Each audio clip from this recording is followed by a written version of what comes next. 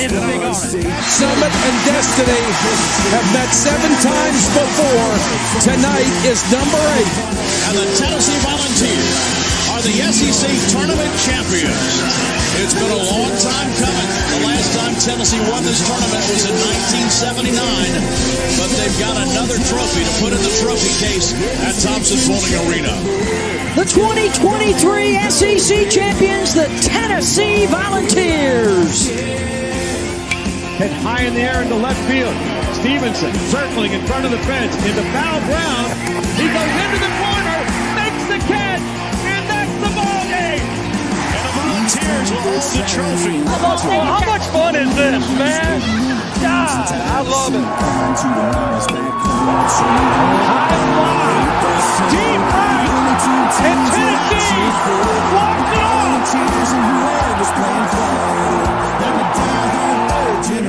The 2-2 to Denton.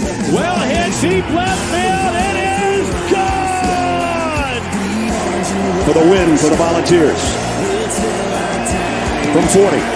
On the way, a knuckleball. He got it! How much fun is this? Man, Rocky Top, this is college football at its absolute best. What is up, ladies and gentlemen? We are back with the St. Patrick's Day edition of the Vol Fanatic Show. I am Michael with my co-host Skylar. Skylar, how we doing today, my guy? We are pushing through. Not feeling the greatest once again, but we are here and thankful to be here. How are you doing, brother? Oh, doing pretty good, man. I hate that you're not quite feeling 100% yet. I know you've been battling with that all week, but credits to you. You're pushing through it, and I appreciate you coming on today, even though you're not feeling the greatest. Oh, dude. Well, I got to come on here so I can talk crap about our basketball team after the showing that they made. But before we do that, all right, I do want to remind everybody that this show is sponsored by our guy. I do that every time, Chris Smith. As a homeowner, Chris Smith was once let down by an insurance company, so he decided to create his own agency where instead of feeling like a big company is fighting against you, you'll know that your agent is fighting for you. All insurance is not equal. Trust the Chris Smith Insurance. Give him a call at 865-272-3387. Chris, thank you for your support, man, and thank you for allowing us to do what we do. Michael, I do want to shout out some folks. Go for As it. you know, it is St. Patrick's Day. I'm not shouting you out because I see nothing green on what you're wearing. And jokes on you, my green headset. color, so whatever, dude. I made it work. All right, shout out to Nico. I would love to say that he gave me these, but he didn't. That's okay. Maybe down the road he will. I've got 2 family members with a birthday today, so we're gonna shout them out live right here on the show. Scott Tarpley, my grandfather. Happy birthday to him. He's like 72. No, I'm joking. He's not that old. And then Dallin Ray Woodard, my little cousin, man. It's his birthday as well. They share birthdays. I think he just turned 8. I'm joking. He's way older than that. But anyways, massive shout outs to them. Happy big birthdays to them. And I'm jealous, dude, because I think their birthdays are like almost always close to like a weekend. I don't know. I'm jealous all the time, but it's all good, dude. Wanted to shout them out before we get into our first segment. Yeah, and with that first segment, I'll give a shout out to our first segment sponsor, Optimal Asbestos Services, your trusted environmental consulting firm in Knoxville, Tennessee. State licensed and insured, we specialize in asbestos air quality management for commercial buildings and homes.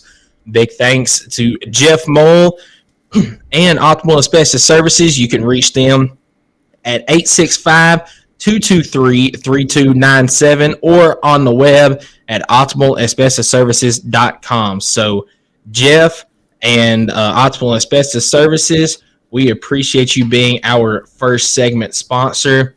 And Dylan, appreciate you tuning in, man. Y'all's Purdue Boilermakers had a little bit better time in the tournament than we did, but we're going to talk about it. Don't you worry. We're about to get right into it, but I hadn't looked at this yet, though, but it's crazy how many number 1 seeds throughout college basketball got beat in their conference tournament. I mean, not just number 1 seeds, man. I think a lot of the top 10, top 15 seeds in general just couldn't make it happen this week for whatever reason. I've got things I could say on it, but seeing Kentucky, Alabama, and Tennessee drop, go one and done, that almost raised a red flag to me on like what in the world's going on. Like I understand SEC is very competitive, top to bottom, but the chances of something like that happening are insanely low, and yet it still happened. But that's why it's March. Crazy things happen, and believe it or not, it's March Madness for a reason. Exactly. So it may not be the worst thing in the world though. But let's go ahead and jump right into it. Tennessee goes one and done against Mississippi State, 73-56, and what was an ugly first half. Really, second half wasn't much better, but I don't know, Michael.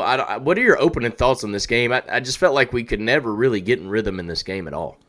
Well, Tennessee didn't even make it to Nashville. I mean, it's almost like they didn't even get on the bus to leave Knoxville and just never showed up. And I know they say that sometimes the lower seeds, they have a little bit of advantage in the tournament because they do go ahead and get that opening game out of the way. They're comfortable, but there's a difference between Mississippi State being comfortable and Tennessee not showing up. And Tennessee did not show up in this game, and it wasn't just one player like has been at times this year. It was everybody on the court. I mean, Zakai Ziegler, as you see there, he did end up with 20 points, but that was 14 of them in the second half. Jemai Mashack put in some good minutes there, you see, with 10 points. Really the only person on the team that I feel comfortable giving positive praise about for the majority of the game, and he only played in the second half, was J.P. Estrella. He played for 8 minutes in the game. He played some solid defense. He did. Yeah. He did. He played 8 minutes in the game. He did not score. He had 2 rebounds out there, but more importantly, he did something that Adu and Awaka could not do in that game, and that was defend the post. Yeah. And, I mean, it was frustrating. One thing, and I pulled this from a social media post. I have no idea if it's true or not, but Triple J is one of the biggest factors for this team. I think Tennessee is 7-6 when Triple J scores 5 points or less. I don't know if that's true or not, but he had 0 points in this game, and we lost. Yeah. Vescovy, I believe, had 0. No, he had 4. He had 4, but I don't think he hit a single 3-pointer. No, and Tennessee was 8 of 33 from the 3-point line. Only people that hit threes in the game were Dalton Connect, Zakai Ziegler, Gainey hit Ziegler, Mashack hit 1. And I was going to say, Ziegler hit several in the second half, but it was almost desperation mode at that point. Not that I don't count them because, the ball still won the bucket, but like at that point, you just kind of knew that we wasn't coming back. I mean, we got back within, I think, single digits a couple times in the second half. And then Mississippi State, credit to them, man, they took our punches and just ran with it. They kind of they let us come back. We went on a 9-0 run, I think, twice in the second half, and then they come back with a 9-2 run or a 11-0 run on their own. And, it just kept us at arm's length the entire game. Really pathetic effort on the offense from us. There was a lid on the basket for sure. And, that's something I've been saying all year is when this team goes cold, man, we find a way to go cold. Like, there's no way of shooting out of it. Yeah, and, you see the biggest difference in the game right there in the middle of the screen, points in the paint. Mississippi State had 42 points in the paint to Tennessee's 14. And at one point in the second half, Tennessee had 33 total points. Mississippi State had 38 points in the paint alone. Yeah. So, Mississippi State just dominated from start to finish. It was really never in doubt. And you mentioned it, Tennessee would make a run at some point in the half, but Mississippi State answered it every single time. Yeah, like I said, credit to Mississippi State for balling. They got the win over, I can't remember, but I know they were the 9 seed. They beat the 8 seed. I can't remember what game that was. LSU. They got the big win there to kind of boost their confidence up. That's what and we'll get into this conversation later, but I'm hoping that something that kind of Tennessee, that happens for Tennessee is in the big tournament, the one that matters at this point. Hopefully they can they're probably going to be a number 2 seed. Hopefully they can get an opponent that they are just bigger, stronger, faster than, to help build their confidence up for, the round of 32 and then hopefully Sweet 16 and see what we can do there. But this was one of those tournaments where Mississippi State was able to boost their confidence, beating LSU. They carried it all the way, I think, to the semifinals in the SEC tournament. And they had every opportunity in the world to beat Auburn yesterday, and Auburn, credit to them, just ended up pulling away a little bit towards the end. Yeah, absolutely. And Auburn at that point, once they seen Tennessee go down, obviously you come in knowing, hey, this team's ready. They're upset hungry. So Tennessee wasn't prepared from start to finish, and I hate that so much. But I almost feel like, and I hate to sound like that fan, but I almost feel like this was on purpose. I mean, there's no way. There's no way you come out against Mississippi State, who's already beat you once this year. I mean, if we could have won this game, we would have literally beaten every single SEC opponent, this season. But we come out flat on our face, and we get beat from start to finish. Obviously, there was a physical game, but credit to Mississippi State not allowing calls or no calls get in their head or anything. They kept attacking the basket. They hardly ever settled for a 3, but I tell you what, man, their point guard was solid with that pop shot that he does from off the screen. That's pretty quick. Yeah, Josh Hubbard, he's an amazing player. He's just a freshman, and if it was not for Reed Shepherd and Rob Dillingham from Kentucky, how good they played this year as well, Josh Hubbard would have been SEC Freshman of the Year. There's no question in my mind about that. But I've got all the respect in the world for him. Going back to the game against Kentucky that they had after the game, that was one. Reed Shepherd and Josh Hubbard, they were just basket for basket in the final few minutes there. And after the game, Josh Hubbard gets on Twitter and tweets out a picture and says, respect to you, my man, to Reed Shepherd. And he gained a lot of respect from Kentucky fans, but not just that, just fans in general of the game of basketball when he did that. So, all the respect in the world for him. But, Mississippi State, another credit to them, they did exactly what they needed to going in my opinion. They were squarely on the bubble going into the tournament. Joe Lunardi had them as the last 4 in, and they made it to the semifinals. And after that LSU win, he said that they were in. I still had my questions, but once they beat Tennessee and then they played Auburn down to the wire, Mississippi State is in at this point. I think so too. I've been saying it all year that I don't see how there's a way that there's not 8 teams in this tournament. I'm not going to go as far as to say that the SEC commissioner made the top 3 seeds in this tournament throw so that they can guarantee 8 seeds in this tournament. So you putting on your tinfoil hat right now? Is that what you're doing? Yeah, wholeheartedly. I'm not saying that, even though it definitely looked like that could have been the case. But there's no way. I don't know. I got a question for you though, for real. Because after outside SEC, outside big picture, you see NC State beat North Carolina for the ACC championship in the tournament. Yep. A team that was a 10 seed in that tournament. Mm-hmm. I'm just asking you for your opinion here. What does a tournament championship really mean if every team gets to play in it regardless if they've won a game in the conference or not? Look at Missouri. All right, they got beat, but let's just say Missouri went on a freaking tear after not winning a single SEC game all year.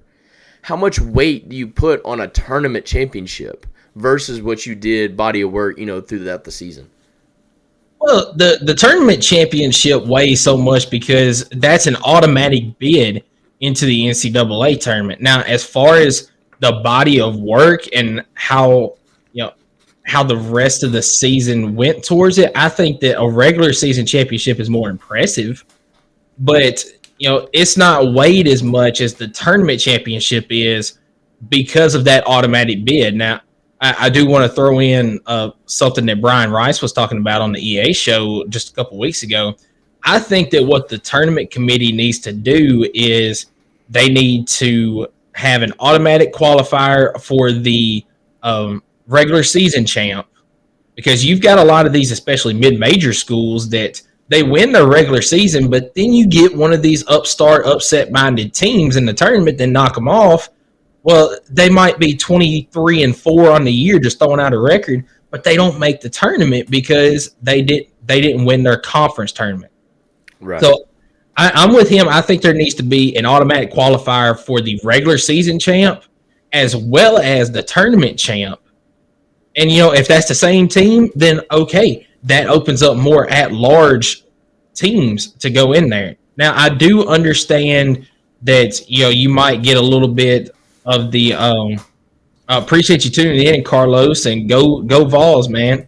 I do understand that if you get two teams for some of these mid-major conferences that maybe it won't be quite as competitive, but you do see a lot of these mid-major schools that make a run in March. Yeah. So I think that you need to lower the number of at-large bids that get in and then have a conference champion, conference tournament champion, and a conference regular season champion get an automatic bid. 100%. Like I said, I just wanted your opinion on that because I guess where I'm football minded, I mean, how in the world is it even right, or it just doesn't feel right to me that you could crown somebody a champion that just, I mean, I guess it's a tournament, anything can happen, sure, why not? But it just feels weird. It feels so weird to see a team like NC State, win the AC, because they're called at that point the ACC tournament champions, and I'm just like, man, they were like 9-12 in that conference, and I'm just like, I don't know, it just feels weird. I don't feel like they should be called champions for being literally mediocre all year long and then just getting hot. I mean, I don't know. But then again, like you said, that automatic bid does make it, special because that team right there guaranteed not in the tournament if they don't win that tournament. So them winning the ACC gets them that automatic bid, and credit to them. And as a Tennessee fan, I love seeing North Carolina lose. Don't get me wrong. It was so weird watching that game and then like they're crowned champions. I'm like, really though? Like, are they really though? Like, I don't know. That was just my mindset going into it. So yeah. I do want to throw it back to this game for just a second because I do want to address something that a lot of Vols fans were talking about after this game. Tennessee one and done in the tournament, got absolutely embarrassed in this game. Yeah.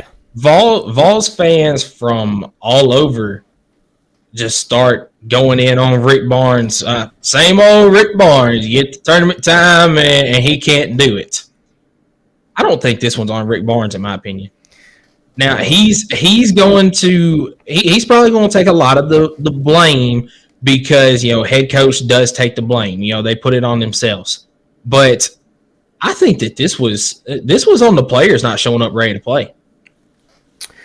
Rick Barnes is, unfortunately, once that clock starts, there's nothing really Rick Barnes can do.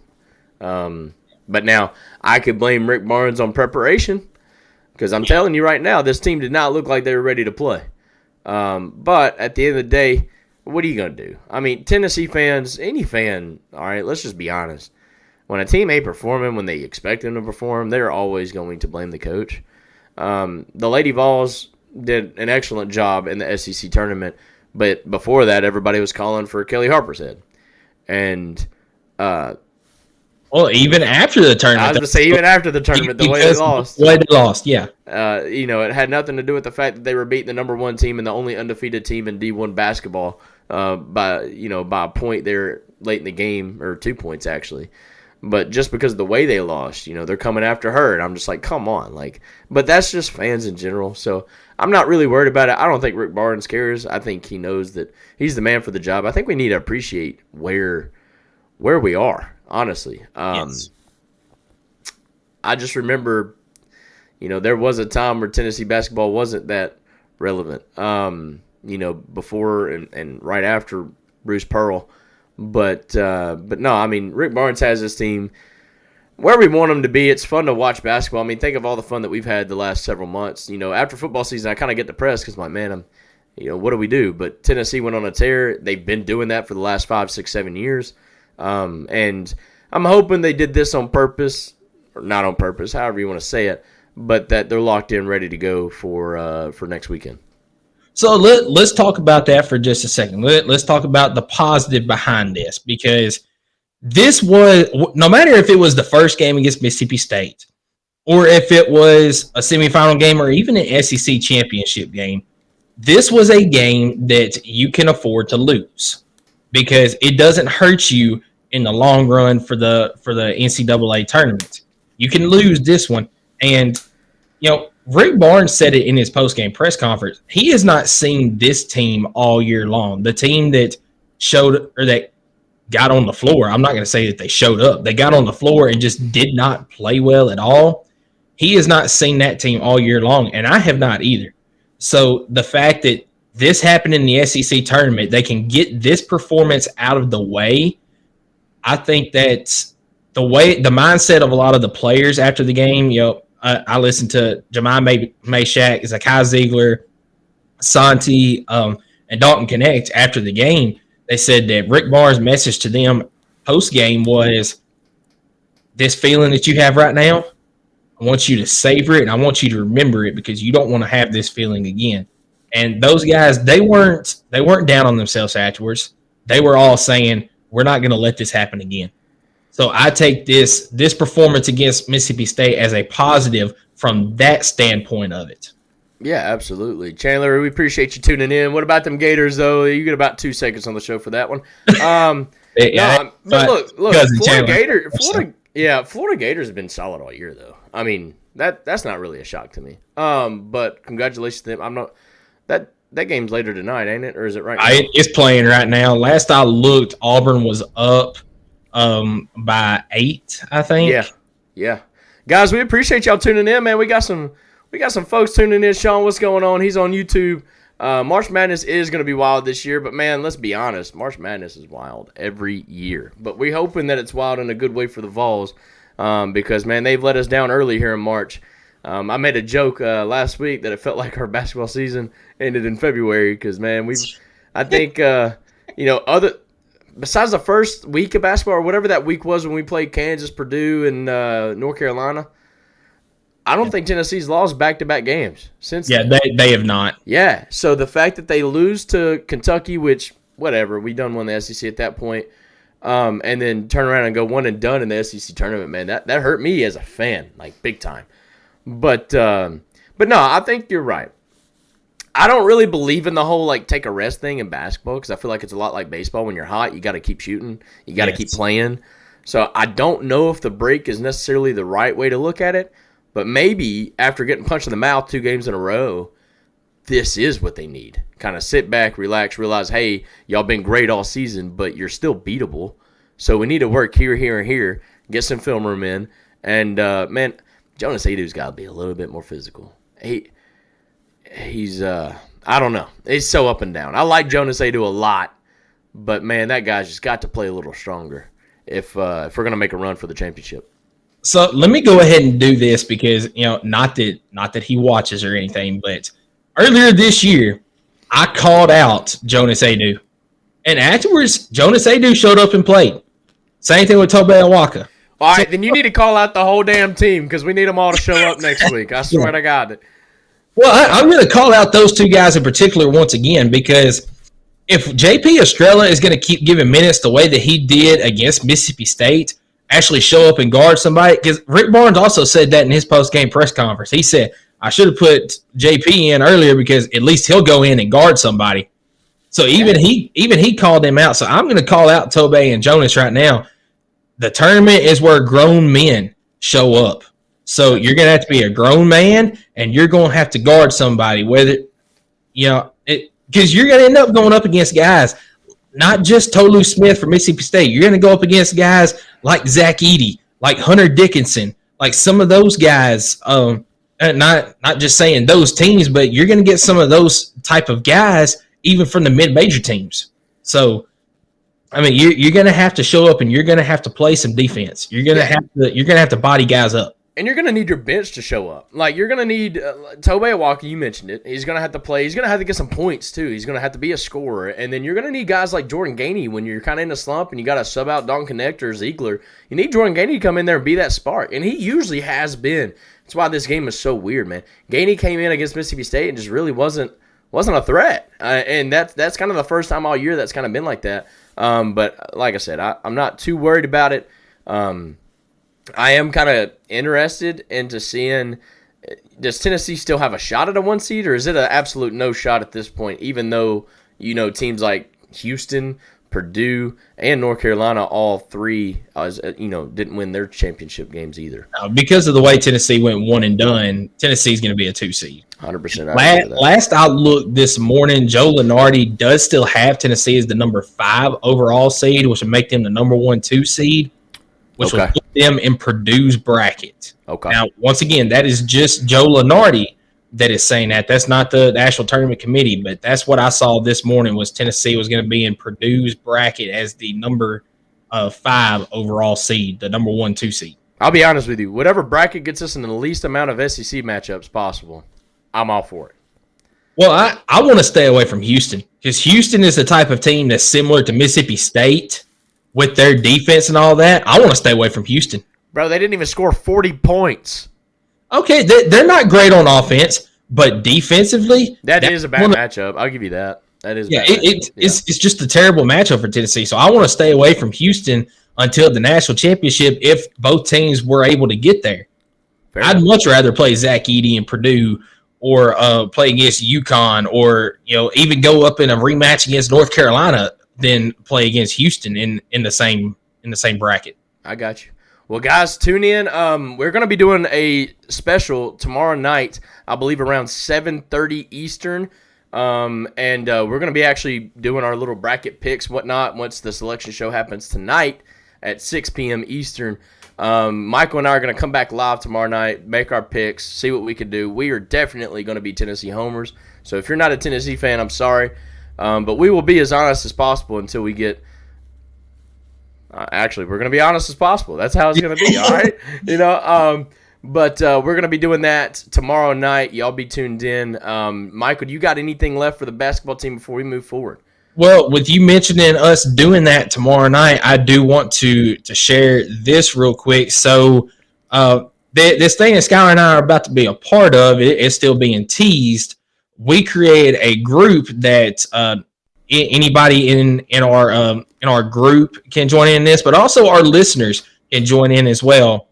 This is the ESPN Tournament Challenge where you can fill out your brackets, and I put the link in the YouTube bio. I'll also share it on Facebook and on Twitter later. It's called the College Huddle. It's the group on ESPN Tournament Challenge where you can join in here. You can make a bracket and just kind of, it's a little friendly competition just to see how well you can do against other people. We got some of our friends in here from Religiously Kentucky, Jay Hayes. You got Russ, who is a co-host with Dylan, who commented in earlier. You've also got the Blue Raider podcast. They've got some. So some of these other guys, some of our good friends, me and Skylar are in here already. You just hit that link in the YouTube bio, and as I said, I will put it on Facebook later as well as Twitter. All you gotta do is just hit that link, and you can join in. It is free. Just fill out your bracket, a little friendly competition. Heck yeah, dude! I'm excited, but without further ado, let's move on to segment 2. And I want to remind you guys that segment 2 is sponsored by P&L Business Services, your accounting, payroll, and consulting firm. We know firsthand that getting your monthly reporting, invoicing, bill pay, taxes, and other essential services right is critical. That's why at P&L Business Services, we go beyond bookkeeping by providing you with everything you need in your back office so that you can have your time back and the peace of mind to do what you love to do most, which is building your business. Behind every successful business, is a great bookkeeper. Guys, if y'all want to get in touch with P&L, Miss Leanne, or Connor Peak out there, you can reach out to them by going to their website at pnlbusinessservices.com. They are located right here in Oak Ridge, Tennessee. They're local, family-owned, and they're really great friends, and we appreciate them for sponsoring our second segment. Michael, you want to tell us what that second segment is, dude? So we're going to move right into baseball now, and Tennessee baseball has been tearing things up as of late. They started off this week with a game against Eastern Kentucky in which it was just a hit parade. I put another video out on Facebook. It was also on TikTok of all the home runs that were hit in this game. There was 5 of them, and Tennessee just dominates Eastern Kentucky 17-2 in the contest. I did not put the winning pitcher on here like I normally do just because Tennessee threw so many guys trying to get them some experience, and I think the winning pitcher actually only pitched a third of an inning. That sounds about right. Yeah, 100%. Yeah. But got 2 guys on here that were top performers. Hunter Inslee was 2 for 3 from the plate with a home run, scored 2 runs, had 3 RBIs, and Cal Stark comes in, pinch hit, grand slam in the game as well. Skylar, do you have the box score pulled up? I do not for this game. It was a lot of hits, so I didn't even worry about it. It's I was gonna say I've got it. Just running down real quick before we talk about it. Christian Moore was 1 for 3 on the day. Dalton Bargo 1 for 3. Cal Stark, as I mentioned, was 1 for 1 with a pinch hit grand slam. Billy Amick 1 for 2. Reese Chapman 1 for 2. Kavaris Tears 2 for 2. Robin Villeneuve 1 for 3. Dylan Dreiling 1 for 1. Colby Backus 1 for 1. Dean Curley 1 for 3. Charlie Taylor 1 for 2. Hunter Inslee 2 for 3. And Hunter High 1 for 1. Christian Moore, Cal Stark, Kavaris Tears, Dylan Dreiling, and Hunter Inslee all homered in this game. And you notice I didn't read out one name in here. I did not read out Blake Burke. That's because he was ejected from Sunday's matchup against Illinois, and I actually skipped that game. We didn't even talk about it. That's okay. Yeah, he was ejected from that game, which meant that he had to miss out on Tuesday night's game. You wanna take a gander like the result of that game was? Was it a win or a loss? Easy dubs. Yeah. Anyways, no. Tennessee's doing something right now, which it just ended, unfortunately. But, man, they had that long 16, 15-game home stretch. And the home stretch, yes. Yeah, the home stretch, like 15 straight home games, and they won every single one of them, carrying that momentum into Alabama. Alabama is what I've got pulled up here because I think everybody just wants to know about the SEC slate, what just happened Friday and Saturday. And the rubber match just began as this show began. So, but no, Tennessee, they kind of rolled to get prepared for Alabama, and in game 1 of which they literally made Alabama look like the rest of the competition they've been playing. Kavaris Tears, you've got this on the. I'm so glad you put this on there.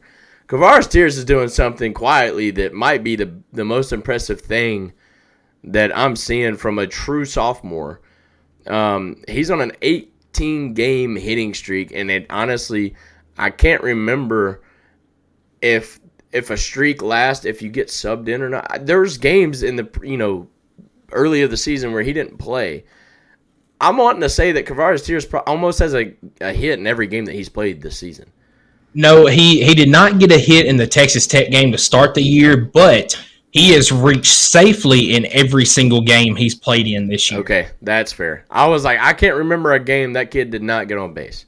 So yeah, that's fair enough. Yeah, I think he was walked in the Texas Tech game to start the season, but he did not get a hit in that one. That's fair enough. But no, Tennessee rolls with yet another 3 home run night behind this Tennessee offense, which made AJ's night really easy. Was able to go the length, looked pretty dominant for the most part. He got roughed up in that first inning, but, man, he settled. And settled in a big way. Tennessee got a big win, 11-3, 12 hits to 7, and no errors. I think that's a big key in this game. So you have the offense paired up with a good defense, and that's why you see a big blowout in this game. Michael, what are your thoughts? This game on a night where conditions were not great, I mean, it had been rain delay. Yep. Yeah, rain delay, delayed the game for an hour. It still rained some during the game, and Tennessee didn't let that affect them. Where Alabama, it did kind of affect them a little bit. Starting off, we're we were thinking, oh, this is going to be a long night, back-to-back home runs for Alabama in that first inning, kind of roughed up A.J. Causey, as you mentioned. But you also mentioned he settled in, and he did not give up another run. And Tennessee settled in from the plate, and you see those middle innings, a lot of crooked numbers, 2 in the third, 2 in the fourth, 3 in the fifth, 2 in the sixth. I mean, Tennessee did what they needed to in this game, and Blake Burke coming off that suspension had a big night, 3 for 5 with a home run. He scored all 3 times that he reached base, along with 2 RBIs off that home run. And Blake Burke has really, really grown up from last year as a sophomore to now a junior. Just he's a lot more disciplined from the plate, where there was a lot of pitches last year that he would have chased in certain situations. He's laying off those now and making sure that he gets a pitch that he can put into play somewhere. And he's also a very underrated runner on the base pass as well. One of Tennessee's best runners, and he can leg out some of those slow grounders, and he almost beat one out last night. Matter of fact, I thought that he did until they showed the replay, and it was like a half step the throw beat him by. Yeah. What I love, and you mentioned it, is the crooked numbers 3rd through 6th inning. Seeing something like that shows me that no matter where you're at in this lineup, you have the capability of scoring. Yeah. And I think that means a ton. Obviously we have the power hitting top to bottom, but late in the game, going into the 9th inning, seeing numbers like that make me feel comfortable knowing that it doesn't matter if we're at the top of the lineup or at the bottom. We have the ability to score and score multiple runs at that. Especially against Alabama, man. They're not a bad team, but we made them look suspect in this first, opening night of SEC.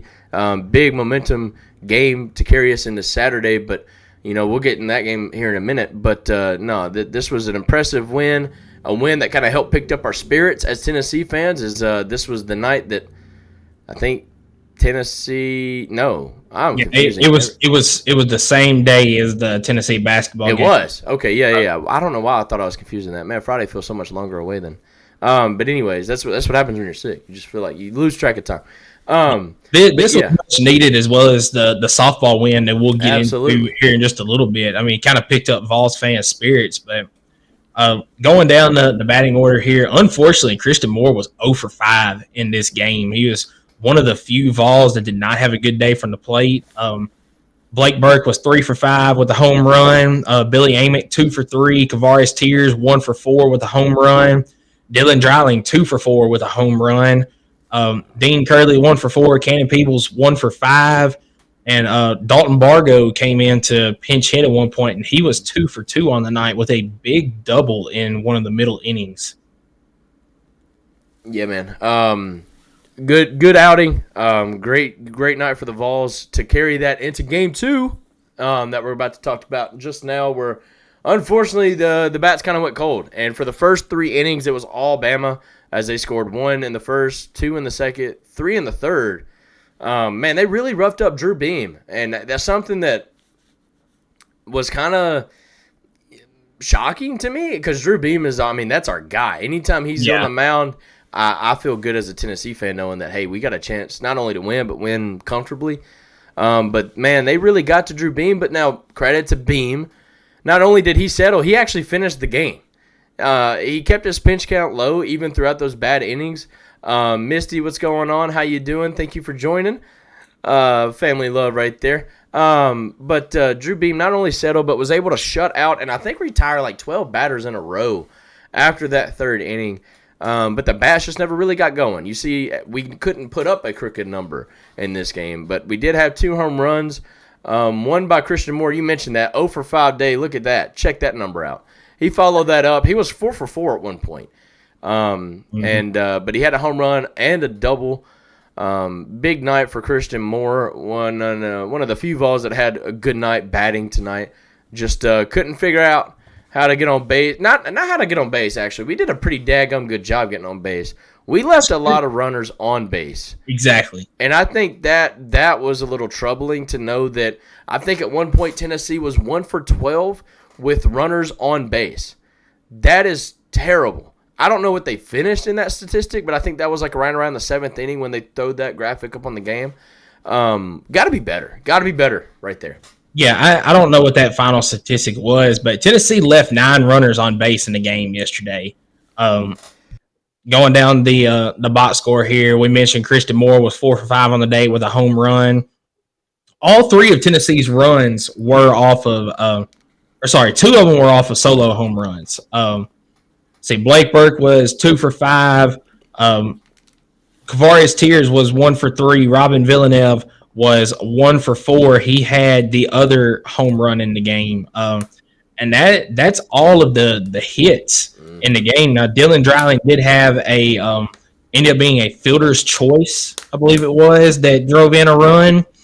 But he was 0 for 4 on the day. And the thing about this one, now, Alabama did have 2 errors as well, but Tennessee, we mentioned the night before, did not have any errors. Well, last night they had 2 errors in the game, and they really just so happened to be costly errors at the time. Yeah. One of them early was it was a hit that bounced off the top of the wall with a runner on base. Kavarius Tears kind of misplayed it in the outfield. The throw came in to Christian Moore, and Christian Moore threw it into the dugout as the Alabama hitter was trying to lay out a triple. And as soon as it goes out of play like that, the runner automatically gets an extra base. So it ended up being what the announcers called the Little League inside the park home run. So that was very costly for Tennessee. Yeah. It was a frustrating night, but a night that kind of kept you on your toes because the announcer said it multiple times that, with Bama having that 6-0 lead at one point, that's never enough with this Tennessee offense. But credit to Alabama. Their pitching, their bullpen came in, did a great job shutting down any type of run that we tried to make. They pitched out and around anything that they got themselves into. Man, we had multiple guys on base several times late in that game. We just couldn't make it happen. We even brought the tying run to the plate in the 9th inning. Yeah, I was about to say that. Yeah, and just couldn't make it happen. And that's fine. That's okay. As long as we can bring it together and win the rubber match today to take the series. Yeah, do you have the score in that right now? Do you have it pulled up? Let me find out if I do or don't.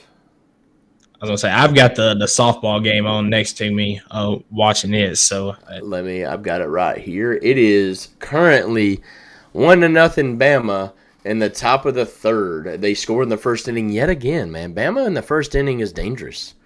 Yeah, they tried to get on you early, and they've done it in every single game so far. But, as we mentioned and everybody else has mentioned, Tennessee can pile up runs in a hurry.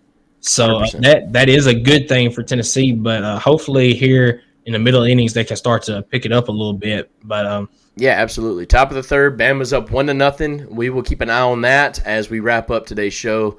If we want to go ahead and move on to the 3rd segment.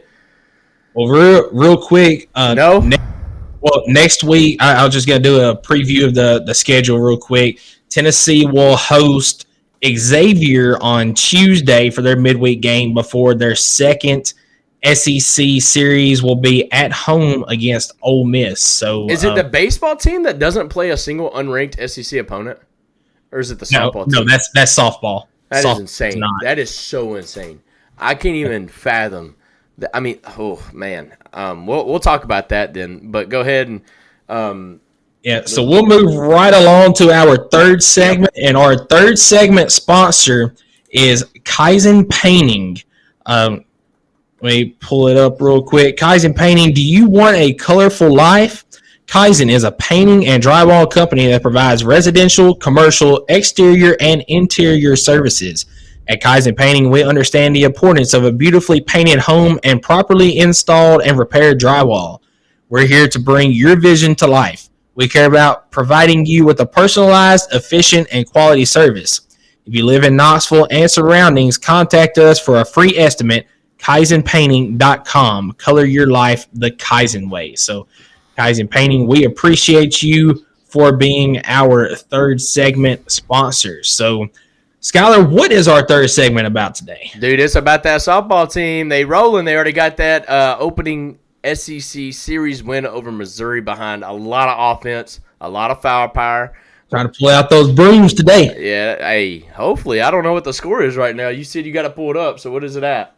It is, we're in the middle of a break, about to come back on. 3-0 Tennessee in the bottom of the fourth. Heck yeah. That's what I like to hear. No, the softball team is rolling, but real quick, we got a lot of people watching, man, and so I just want to shout out to everybody that's tuned in. Let us know, drop a comment, who you are. We can't see who you are unless you comment. So we appreciate y'all being tuned in today. We are in our third segment. We're going to wrap up today's show with some softball talk. But no, absolutely. Misty is watching. Got some family love in here. But no, softball, let me tell you what, and not just softball, there is a lady, Vol, who caught fire this weekend. And I think she hit her first home run for the Lady Vols as a transfer, and then I think she hit another one yesterday. Do you know who I'm talking about? Yeah, Bella Fall. Yes, sir. She hit it.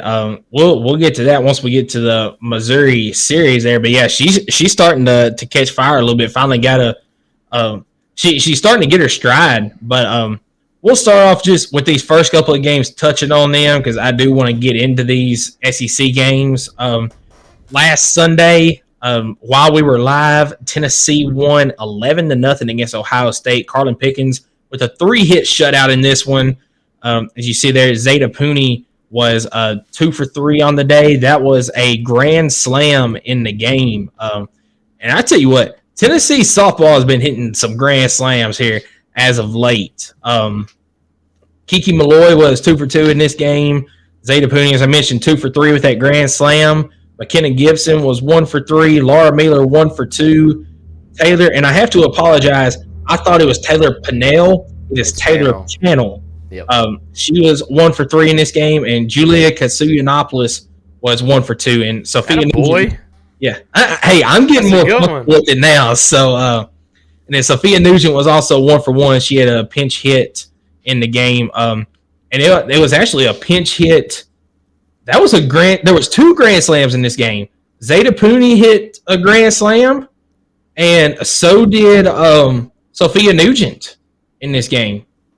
Correct. That's awesome. I didn't even catch that until reading through the box score. Homer with 4 RBI. There's only one way you could do that, brother. Yes. Yeah, man. No, it was a lot of home runs hit in this game, and man, I tell you what, Carlin Pickens is just doing it yet again. We talked about this last week, how many shutouts this softball team is producing. Yeah. And they just keep doing it. And I've got a stat here once we get to the Missouri game of how many in a row Carlin Pickens has by herself. I could believe it. I'm telling you, man, she is in the running for some of the top awards as a pitcher. She can continue this magical season for her. Yeah, so a midweek game here. Tennessee traveled to Howard, which is in Washington, D.C., and got a midweek win 11-4. Peyton Godshaw got the win in this game. That second inning, brother. That has got to be the most runs scored in an inning. 13 runs between both teams. That is your ball game, folks. That's insane. No, this was a great win for Peyton Gottschall. Again, that 1-2 punch at the pitching. She had 7 Ks in this game, but also gave up only 1 walk. But we doubled them up on the hits as we had 14-7, and only had that 1 error to 2. But Tennessee gets another midweek big win to carry that momentum into Missouri. As let's see here, I have it pulled up. Let's see, we had actually no home runs in this game, but Julia Katsinopoulos.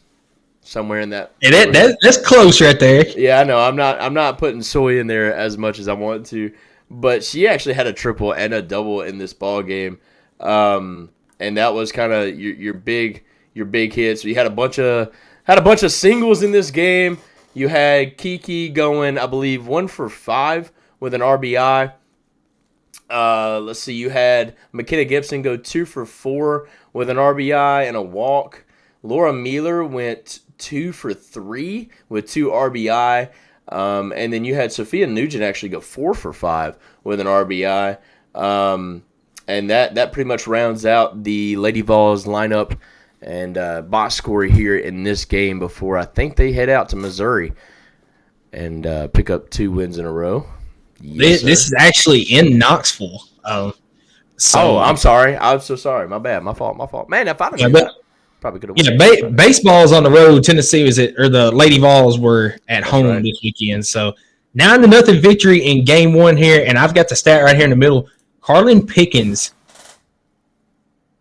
Robert! Glad to have you back. We've been talking about you some, being like, man, where's Robert? We missed that guy. So, Robert, glad to have you back tuning in. I thought we done got too big for him. You know what I'm saying, brother? That's crazy, bro. He's back.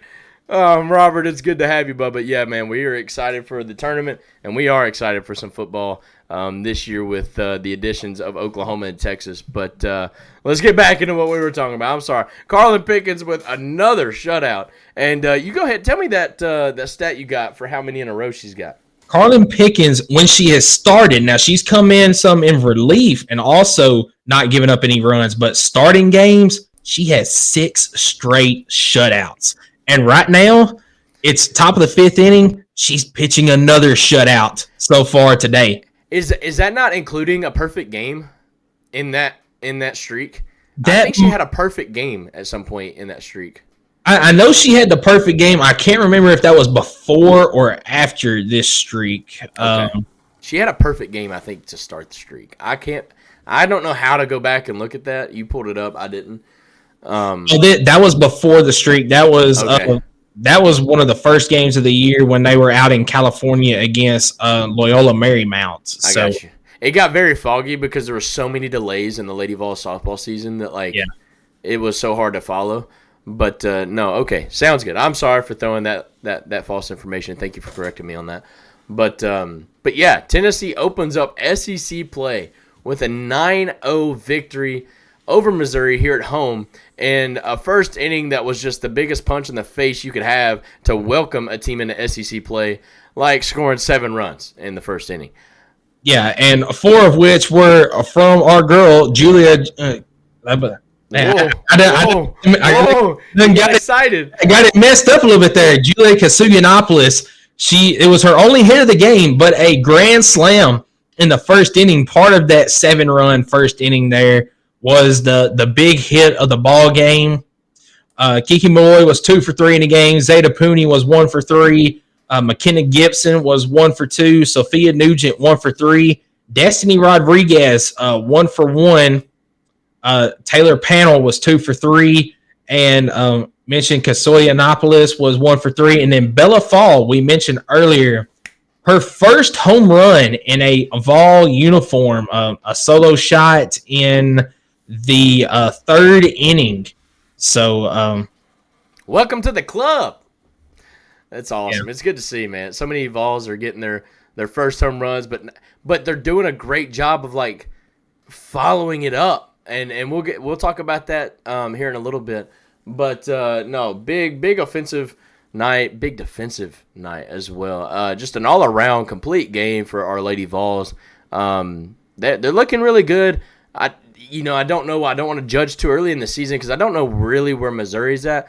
But I do know that this team was ranked, did great kind of in the, I call it the preseason, but it's just the non-conference play. Getting to where they are now. But I tell you what. That is about as good as you can start the SEC slate, like a win like this one before they follow it up on Saturday with an 8-2 win. And I'll tell you what, Peyton Gottschall, Carlin Pickens, that 1-2 punch, she had 10 strikeouts. 10 strikeouts. Yeah, she did get roughed up a little bit yesterday as far as those 7 walks. I was about to read that. Yeah, she powered through it, and once Tennessee hit yet another grand slam in the 4th inning, that was the point where Karen Weekly was like, you know what? You're still getting these Missouri hitters. I'm going to let you have it until it gets out of hand, if it does. So, Peyton Gottschall does get the complete game victory here. Yeah, McKenna Gibson got the scoring, started with a sack, fly to the outfield, and Kiki Milmore, I'm so sorry, she flied out to center field, but Kiki advanced to third, and then there was a throw-in error, and that's how she got home. It wasn't a sack fly. But then Bella Fall in the second inning hit a solo shot, followed up her first home run for the Lady Vols, was doing it right again the very next day. And then, that fourth inning, Taylor Panel homered, 4 RBIs. That's a grand slam. We take it all the time. And then McKenna Gibson singled, scoring 2 from Kiki and Bella Fall. Bella Fall is coming on strong here lately, and it's really good to see. Laura Mueller, that's the other lady I was talking about, how she got her first home run. She's a transfer from MTSU, but she followed that up with, I don't know, 2 more in the same game. I can't remember if that was the game that she got the first one, actually. No, she got the first home run and then followed that home run up. The 3-home-run game. Yeah, a 3-home-run game. I mean, that is insane, dude. So it's really good to see this Lady Vols lineup, and you're starting to see it form from top to bottom, kind of looking a lot like the men's baseball team. You got firepower from the top down, dude. It's really good to see. Yeah, and I want to talk about this Taylor Panel home run for just a second, because I watched this game yesterday. This was the 10th pitch of the at-bat. I've got it there in the middle. Yeah, it was a great battle. She was let's see, I've got it pulled up here. I think she started off the at-bat with a ball. She took 2 balls, and there was a strike, and then she fouled off 5 straight pitches before the third ball came in. So on the 10th pitch, she got contact, and I was in the middle of the grocery store, and I said, "It's gone." It was, and it was the game it was the hit that broke it open.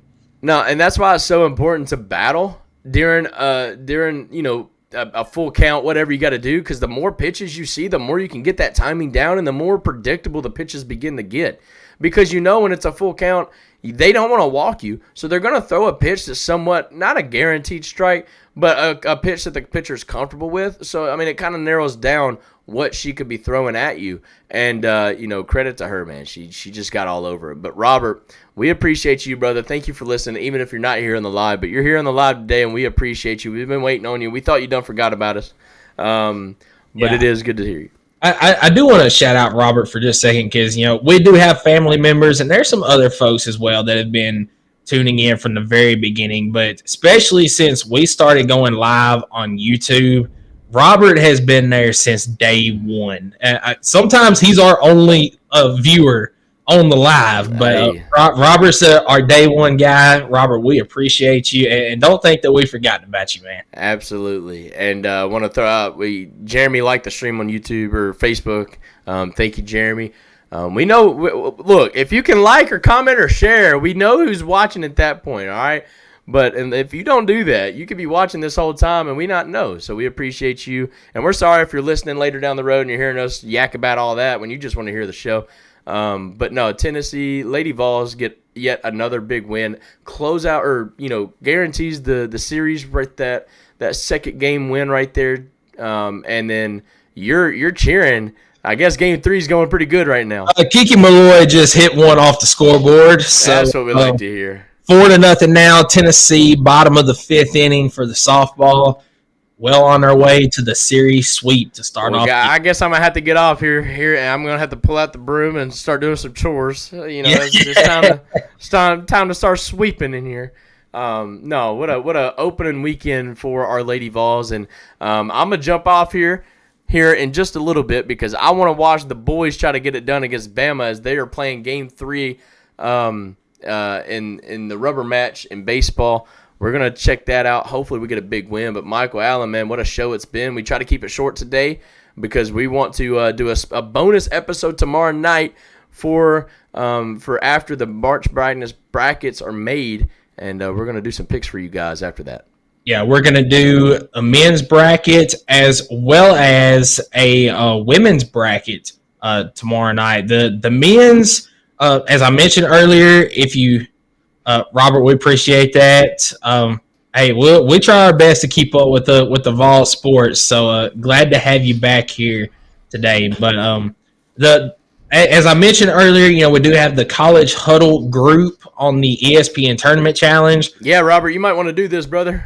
Yeah, link is in the YouTube bio. It will also be put on Facebook and Twitter later. Skylar might share it to Instagram, but it'll be there. All you have to do is just click on the link. It's free. You can fill out a men's bracket on there. The women's bracket we do not have in the group, but you can also fill out a women's bracket as well, right along with us as we do it tomorrow night. So, hey, I gotta ask you one more question before we get off here. all right, what is it? Regardless of what region we're in, and I'm going to ask you one more time. Tennessee fan, you're happy if Tennessee makes it to the Elite Eight. But I have gone on record saying Tennessee will make the program's first Final Four. But for the season to be considered a success and not a failure, Tennessee has got to make the Elite Eight. I have changed my mind, brother. Final Four? I have changed my mind, brother. It's got to be Final Four. You can't go one and done in the SEC tournament and not produce something historic. And I know Elite Eight would technically be historic, but we have never been to the Final Four as a program. I'm not necessarily unhappy with an Elite Eight run if we make it there, but I'm just saying the only way I'm really okay with getting absolutely embarrassed Friday is if we make a Final Four run.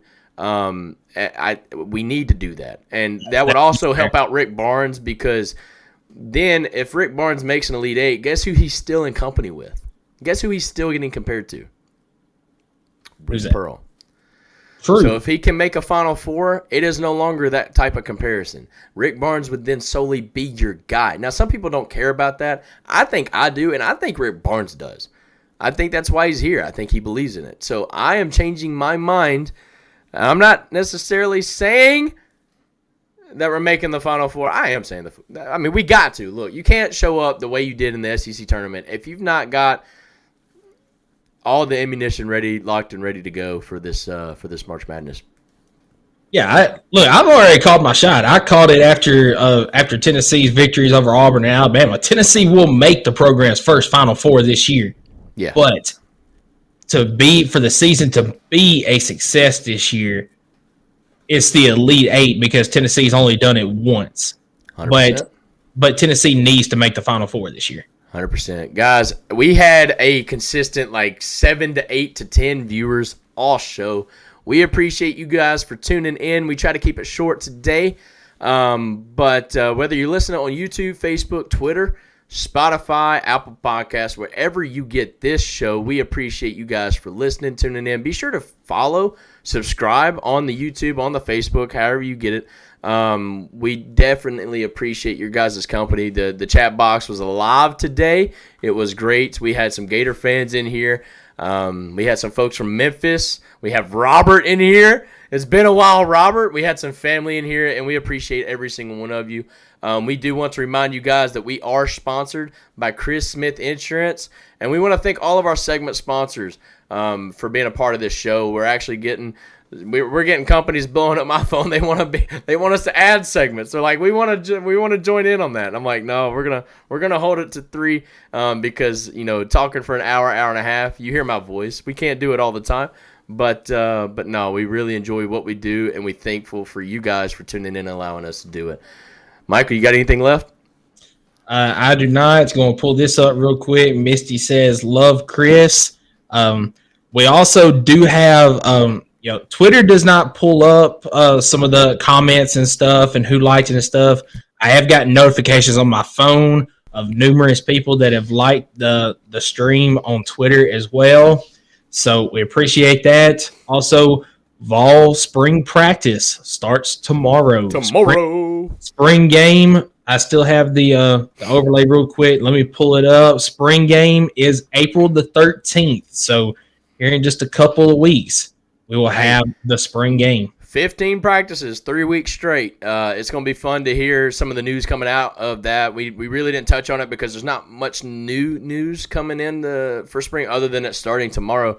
But, guys, don't be alarmed if you don't see a lot of projected starters playing or attending spring practices. Coach Hype's going to do whatever he can do to keep those guys healthy. But more importantly, he's doing what he's got to do to get these young guys ready to play. You know as well as I know, you can have some of the best players in the world, but if you only got 11 of them on each side, there's only so much you can do as a team. You got to have those guys that can substitute in and out, ready to go when their name is called. And I think this spring is very crucial to finding out who's ready for that moment. Yep, absolutely. So, Skylar, you got anything else? No, man, I just hope we beat Bama, dude. Go Big Orange. Let's freaking get it. Absolutely. Go Big Orange, guys. I'm a ball for life, y'all. I bleed orange and white, y'all. I will till I die, y'all. I'm a ball for life, yeah. Raised up on John Ward, giving 6 in the checkerboard.